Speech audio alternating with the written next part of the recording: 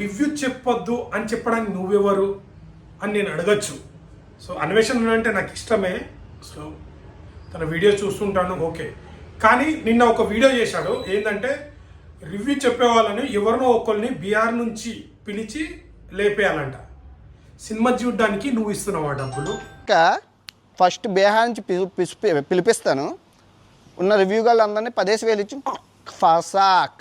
బీహార్ నుంచి వస్తారు, వేసేసిపోతారంట. చాలా తప్పన నువ్వు. ఎందుకంటే ఒక సినిమా ఆల్రెడీ నాగవంశీ గారు ఇంతకుముందు ఏం చెప్పారు చూడండి వీడియోలో. సినిమా థియేటర్కి వచ్చి చూసి తిట్టచ్చు కదా.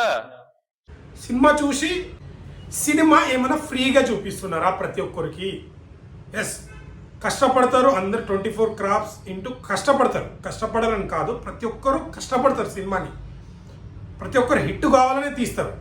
బట్ అది రొటీన్ అయినప్పుడు, ఇప్పుడు నేను 200 పెట్టి టికెట్ కొన్నా, 3 గంటల సేపు అక్కడ వెళ్ళి స్పెండ్ చేసి, ఆ 3 గంటలు స్పెండ్ చేసిన దానికి నాకు ఈ డబ్బులు పెట్టినా కదా, నాకు ఈ సినిమా నచ్చింది నచ్చలేదని చెప్పే రైట్స్ ప్రతి ఒక్కరికి ఉంటుంది, ఓకేనా?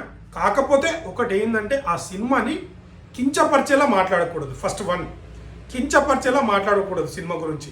నీకు సినిమా నచ్చిందా? నచ్చిందని చెప్పు. నచ్చలేదని చెప్పే రైట్స్ ప్రతి ఒక్కరికి ఉంది. అది ఎందుకంటే నువ్వు టికెట్ పెట్టి నువ్వు కొన్నావు కాబట్టి నీకు ఆ రైట్స్ ఉన్నాయి. ఇంకా ఆ సినిమా గురించి వల్గారిటీగా మాట్లాడడాన్ని కొన్ని మాటలు మాట్లాడడము, టార్గెట్ చేసి మాట్లాడడం తప్పు. కానీ సినిమా చూసిన తర్వాత నీకు నచ్చిందా నచ్చలేదా అనేది చెప్పే రైట్స్ ప్రతి ఒక్కరికి ఉంది. కానీ నీకు బీహార్ నుంచి పిలిపించి చంపేస్తా అనే రైట్స్ ఎవరికి లేదు. ఇండైరెక్ట్గా నువ్వు చంపేస్తా అని ఇస్తున్నావు. బట్ నిన్న ఆ మాట అయితే నాకు నచ్చలేదు. ఎవడిష్టం వాడిది. ఇప్పుడు డబ్బులు వాడు పెట్టుకొని చూసిండు, వాడికి నచ్చింది అంటాడు, నచ్చలేదు అంటాడు.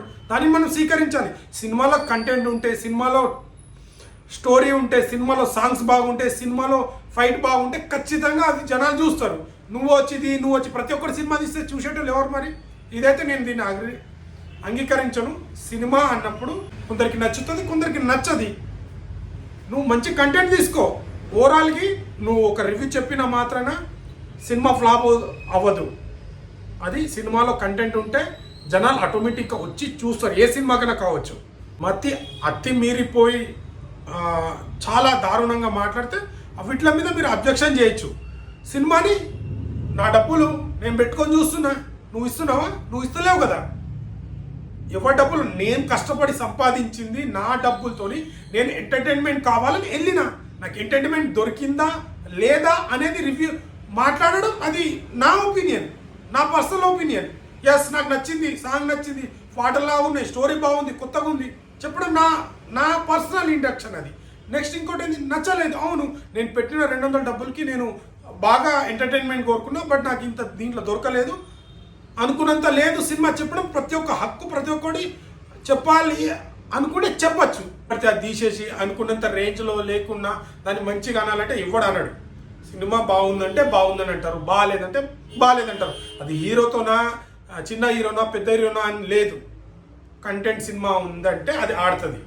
బాగుందంటే బాగుందని చెప్తారు, బాగాలేదంటే బాగాలేదని చెప్తారు.